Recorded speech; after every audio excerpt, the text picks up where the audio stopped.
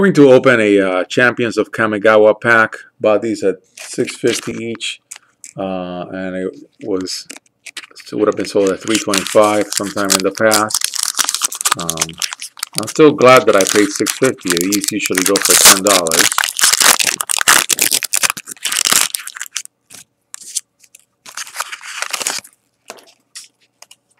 Okay, so here we go.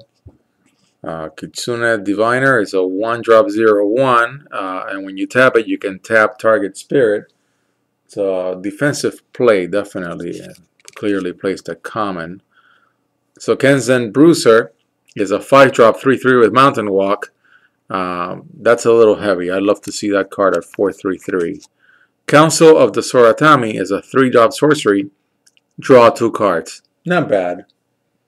Oh, the autofocus went haywire on me. Let me go back. Sorry about that.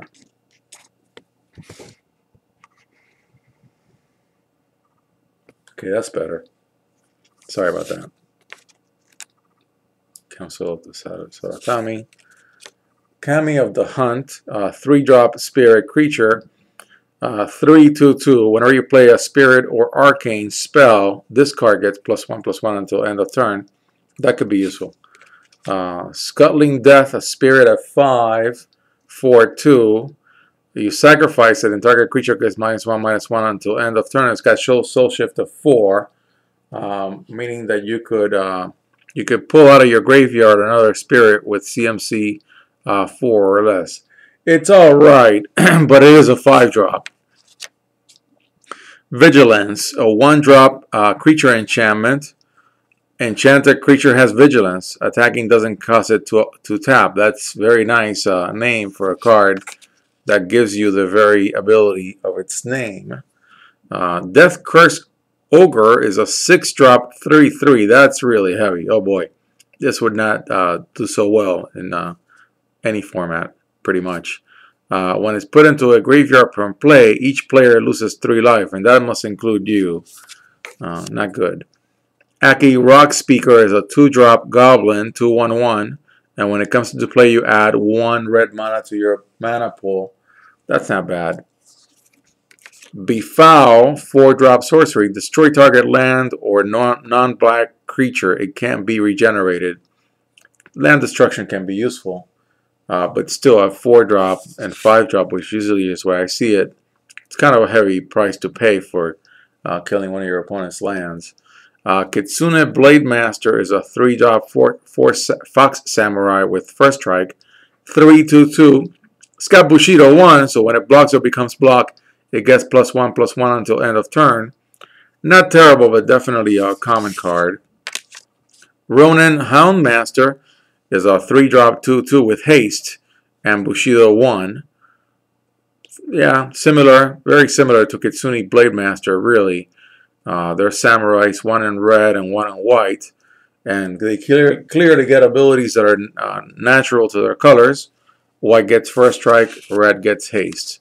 Gut-Wrencher Ani is a 5-drop uncommon 5/4 with trample in black. That's pretty good.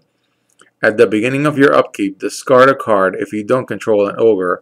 This is one of those control things that I've seen for ogres. So this is natural more for tribal, where you'll be pulling a bunch of ogres. And here's another ogre. This is an uncommon also. Bloodthirsty Ogre is a 3-drop. Seems immediately more useful. A little aggro, but you can kill it very easily. It's a 3/3/1. And it's got 2 tapping features or abilities. You can tap it and put a devotion counter on it. Then with these counters, let's see what you can do. Then you can tap it later, and a target creature gets -X/-X until end of turn, where X is the number of devotion counters. And you can only play it if you control a demon. That's very restrictive. Interesting, restrictive. Initiate of Blood is the other uncommon. I love these flip cards. Initiate of Blood, when it hasn't flipped as a 4-drop, deals 1 damage to target creature that was dealt damage this turn. Now, when you kill the creature, you can get to flip this thing. It's a 4/2/2. let's flip it, and of course you get to see what the rare is, and that's a nice card. I think this is a nice card. Then when you flip it, it's Goka the Unjust, and then when it is Goka the Unjust, all of a sudden it used to be a 4. It's a 4/4/4. So if you use it to kill something, it'll give you a 4/4/4. When you tap it, it deals 4 damage to target creature that was dealt damage this turn. I like this card a lot already. And then let's look at the rare. The rare is Iname Death Aspect, a legendary. I love this block just for that. All these legendaries that I can build a bunch of casual commander decks out of later. This one's a 6/4/4. It's a little heavy. So in Commander, if you hit somebody with this, at first you'd be playing 6 to casted, then you'd be playing 8 to casted the next turn. That doesn't seem that great. When it comes into play, you must search your library for any number of spirit cards and put them into your graveyard. If you do, shuffle your library.